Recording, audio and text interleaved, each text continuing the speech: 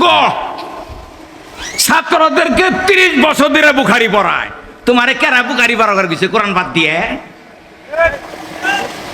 কথা বুঝলেন না আপনি? তুমি পড়াবা কোরআন, বলে 30 বছর ধরে বুখারি পড়ায়, বুজুর্গ হইছে। তুমি 30 বছর ধরে কোরআন পড়াবা জাতিরে। একটাই কুমার করলাম না, কি কইছে সূরা যুখরুফ, ফাস্তামসিক বিল্লাযী উহিয়া ইলাইকা।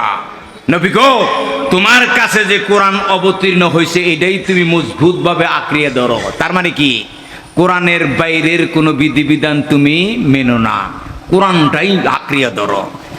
দিয়েই বলছে ইন্নাকা আলা সিরাতিম মুস্তাকিম, কোরআনকে যদি আঁকড়িয়ে ধরো তাহলেই প্রমাণিত হবে তুমি সরল সোজা মুক্তির পথের উপরে প্রতিষ্ঠিত আছো। আর দেখেন পরে বলছে কি, ওয়াইন্নাহু লাযিকরুল লাকা ওয়া লিকাউমিকা ওয়া সাউফা তুসআলুন। নবী গো, এ কোরআন তোমার জন্য, গোটা পৃথিবীর মানব জাতির জন্য সংবিধান। ওয়া সাউফা তুসআলুন, এই আয়াতগুলো খেয়াল করেন, কিয়ামতের দিন তোমাদেরকে কোরআনের ব্যাপারে জিজ্ঞাসা করা হবে।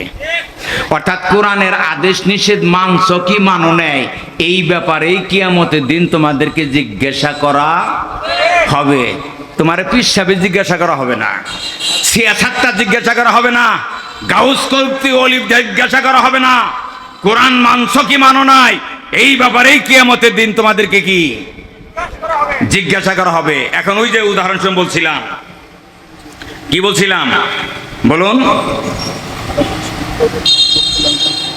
এই যে এসএসসি পরীক্ষা গেলে 10টা বা 12টা সাবজেক্ট থাকে, ছাত্রদের এর মধ্যে পাস করতে হবে না? এই যে আমি কোরআন থেকে এখন দেখাই, আমি এইটা বলে আমি শেষ করব। কুল সূরা আনাম 151 থেকে 52 নম্বর 2 আয়াতের অনুবাদ করে আমি শেষ করব। যদিও ব্যাপক আলোচনা করা যেত, অন্যান্য বক্তারাও আছেন, আলোচকরা আছেন সম্মানিত। কুল কুল কথাটা কোরআনে 332 বার আসছে। কত বলুন? কুল মানে কি বলুন? মানে কি? নবী আপনি পৃথিবীর মানুষকে বলুন এই কাজ করো। কোন নবী আপনি বলুন মানে কি, হে পৃথিবীর মানুষ এই কাজ কইরো না। কথা কয় না? কোন নবী আপনি বলুন তালাও ডামরের সিগা, হে পৃথিবীর মানুষ দৌড়িয়া তোমরা আমার কাছে আসো, আমি রাসূলের কাছে আসো। এটা বুঝেন নাই?